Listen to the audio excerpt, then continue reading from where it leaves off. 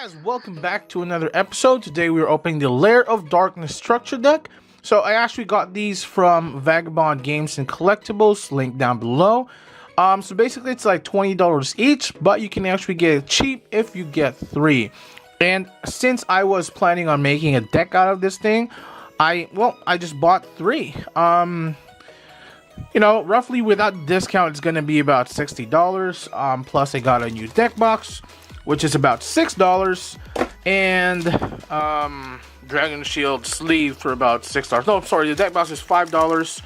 There we go. And the Dragon Shield sleeves, purple sleeves. I don't like purple, but seeing as I already have a green, teal, dark blue, and a red sleeve and deck boxed, you know, a set of decks, I might as well just get a purple one just for heck of it. So all in all, about $71 retail. Like I said, you will get, or you still can get them cheaper if you actually get them in a bundle. So basically we are not going to open 3 today, because we are just going to open 1, because what's the point of opening 3 starter decks when we already know what's inside it, you know, on the first starter deck. So let's get these 2 out and open this one. By the way, 2017 tins, Kaiba and Yugi in the back. And here we go. Let's see. You know, I don't really like opening these, because compared to the old boxes, these are pretty hard to open, honestly. So first you get your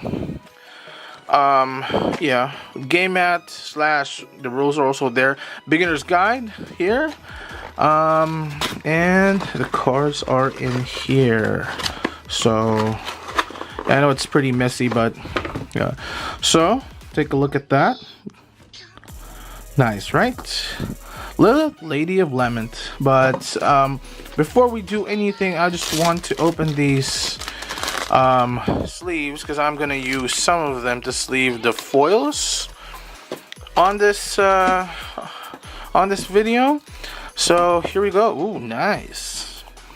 Yu-Gi-Oh! Duel Links. They've been pretty you know, there's actually a lot of advertising going on for Yu-Gi-Oh! Duel Links, because it's technically a good way for them to enter the sort of the technology market. I mean, most people don't really like to buy cards or collect cards, but they can play over Duel Links, which still costs them money, but you know, at least they are catering to that. So let me just sleeve the foils first before we actually look at them. Like I said, if you actually get these, all 3 of them, like in the bundle, you can actually get them a lot cheaper. And these are, this is actually one of the decks, apart from the dinosaur. I forgot what deck that was, but I opened it. But yeah, this is actually one of the better decks, better structured decks, that you can actually buy 3 and actually be pretty competitive with it. Yeah. So there we go. We will look at the foils later, so let me just put that in the back there. There we go. Alright. And yeah, so this is the Duel Links. So download for free now, blah blah blah. App Store, Google Play, Steam. Real-time fast-paced PvP duels. Play as characters from anime. Collect cards and build your ultimate deck. Voice actors from the animated series. So again, www.konami.com/yu-gi-oh/dueling/en. So if you guys are interested in going Duel Links, you can you know, visit that website. If I said it too fast, you can just probably Google it, right? So let's start. First, we have, wait, how's the lighting on this? Duke Shade, the Sinister Shadow Lord. You can contribute any number of dark monsters spell summon discard from your hand. If you do, gains 500 attack for each monster you tributed. If this card is normal special summon, you can target 1 level 5 or higher dark monster in the graveyard. Add to your hand. You can only use this effect once per turn, and you cannot special summon monsters the turn you activate either this card's effect except dark monsters. Oh, it's pretty cool. That's actually pretty cool. I mean, I've been using a Felgrand deck lately, and you know, it's honestly the Felgrand doesn't have a single dark. Well, it probably has, but it's not like the key cards. But you know, it's actually pretty good. Diablos, King of the Abyss. Okay. Lich Lord, King of the Underworld. It's been a long time since I've seen this card. If you tribute summon this card, a tribute must be dark. If this card is tributed by a card effect and sent to the graveyard, add this from your graveyard to your hand. So it goes back if you use it with Duke Shade, Sinister Shadow Lord. Prometheus, King of Shadows. This actually, I think, was a secret rare before. I'm not sure. Yeah, I think secret or ultra. I forgot. But this card is normal summon. Banish one or more dark monsters from your graveyard. If you do, gain 400 attack points until the end of this turn. Okay. Arcfiend Emperor, the first Lord of Horror. It's actually pretty good on Arcfiend decks, but it's not really a good engine for the, you know, for the deck build of the real deck build Lair of Darkness. So you can normal summon this card without tributing, but its original attack or defense becomes halved. If summoned this way, this card is destroyed during the end phase. You cannot special summon any monster except for Fiend type monsters. Once per turn, you can banish one Arcfiend card from your hand or graveyard and then target one card on the field, destroy it. It's actually pretty good, but the amount of backlash you get from summoning it, so it's not that worth it. Caius Mega Monarch. Wow. So right off the bat, this is actually one of the good cards. There's also a Monarch deck that came out. You can actually get all five or six Monarchs, but having Caius in this one is actually pretty good. So, you know, he's not really a good key, like a really key card. So what did I say? Real key card? He's not really a key card on the deck, but he is very useful. Legendary Maju Garzette, can't be normal summon, must be special summon, blah blah blah. Tributing all monsters you control. This card attack becomes combined attack of tribute monsters if the card's attack or defense position monster inflict piercing damage. So basically, if you tribute everything, you know, with all the combo, but it's gonna take long, but you know, high risk, high reward. Vase Fiend. I think this was a super before. Can't be special summon. Neither player can special summon monsters. So kind of a Jinzo for monsters. Misk Arcfiend, blah. Infernal Dragon, Arcfiend Cavalry, and Stygian Street Patrol. This is actually one of the key cards. Focus. Okay, this is one of the key cards of the deck. So if this card destroys a monster by battle and sends it to the graveyard, inflict damage to your opponent equal to the original level of that monster in graveyard times 100. So if it's level 8, that's 800 life points. And you can banish this card from your graveyard, special summon one Fiend monster with 2000 or less attack from your hand. So basically it's everything. And you can even summon Lilith with it. And then even the Arima, which, you know, of course we'll talk about later. But it's actually a pretty good key card because his ability actually happens in the graveyard, which is pretty cool. Phantom of Chaos, of course. Copy. Plague Wolf, Fiendish Rhino Warrior, Curry Bandit. It's actually a pretty cute card. Yeah, top 5 cards. Yeah. Tour Guide. Tour Guide is actually an odd card for this deck. Basically, when this card is normal summoned, you can special summon one level 3 Fiend from your hand or deck, but it has its effects negated. Also, it cannot be used as a synchro material. So, yeah, but it's actually a good way for you to get Fiends from your deck to tribute for Duke Shade. Absolute Kingback Jack, Rilling Kurbo. This card tribute. Draw one card. If your monster would be destroyed by battle, you can banish this card from the graveyard instead. So, you know, still saves you from the graveyard. So here we are with the magic card. So Recurring Nightmare. Allure of Darkness is actually a pretty good card. Back when I was still starting, this was actually an ultra rare. I think now the original card, the first edition one, will cost you or will set you back about $80. So draw 2 cards, then banish one dark monster from your hand, or if you do not have any in your hand, send your entire hand to your graveyard. If you don't have any in your hand, okay. So basically, if you don't have a dark monster, yeah. So pretty good. That actually has a place there. Hand of Destruction, Foolish Burial, good. So basically, it's technically it's like Foolish Burial, but for trap and spells.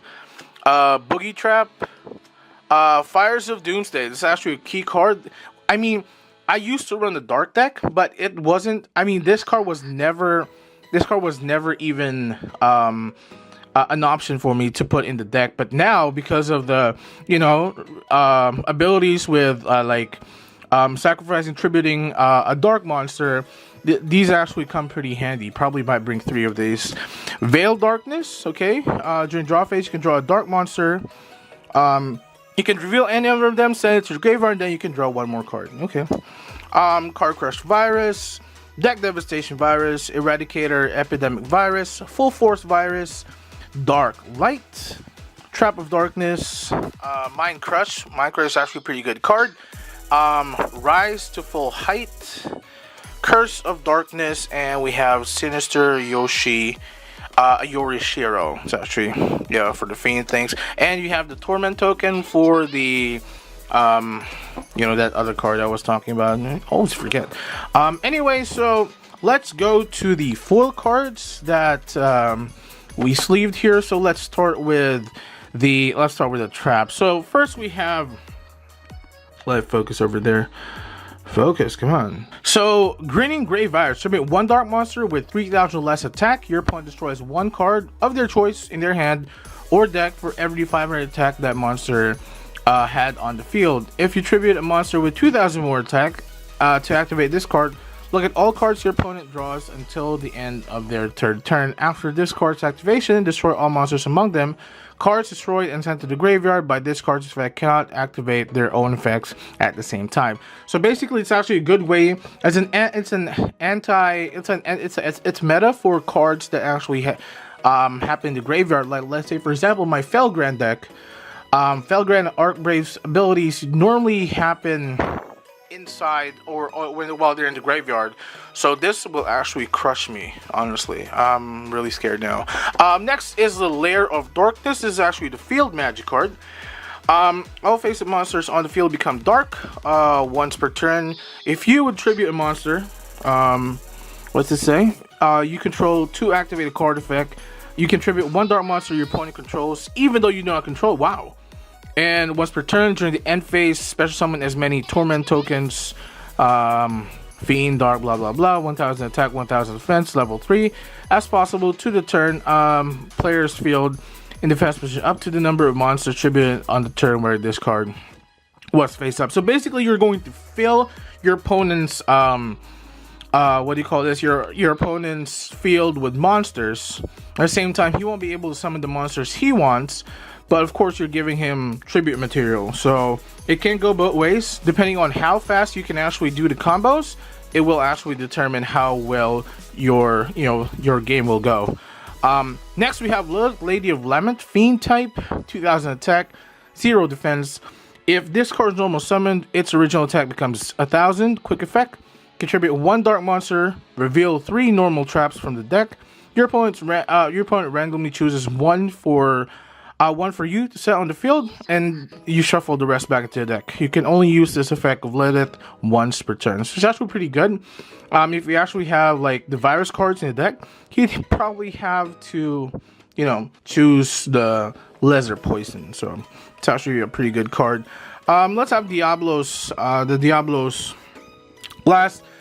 Here we have Arima, the Wicked Warden, which is actually your engine for the deck. So it says you can discard this card, add 1 layer of darkness from your deck, which is of course the field magic card.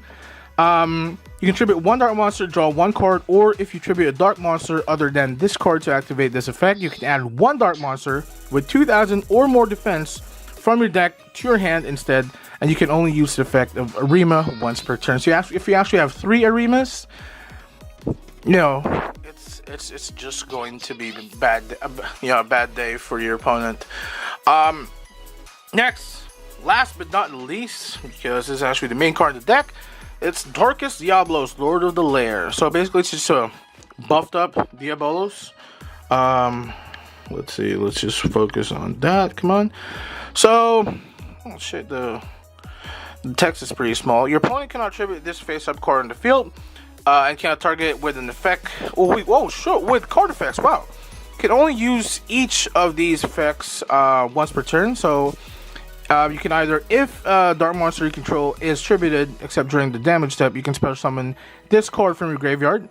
If it was there when you tributed, or hand, even if not. Okay, so graveyard or hand is actually pretty good. And you contribute one Dark Monster. Your opponent places one card from their hand to either top of their deck or bottom of the deck. That's actually nice. This actually destroys the opponent's what do you call it? Consistency, especially with how their deck runs. So this is actually, honestly, this is actually a pretty good card. You can target with card effects. It can be tributed even if they actually, oh shit, this is actually a pretty good card. Plus the two abilities are actually pretty good. Nice.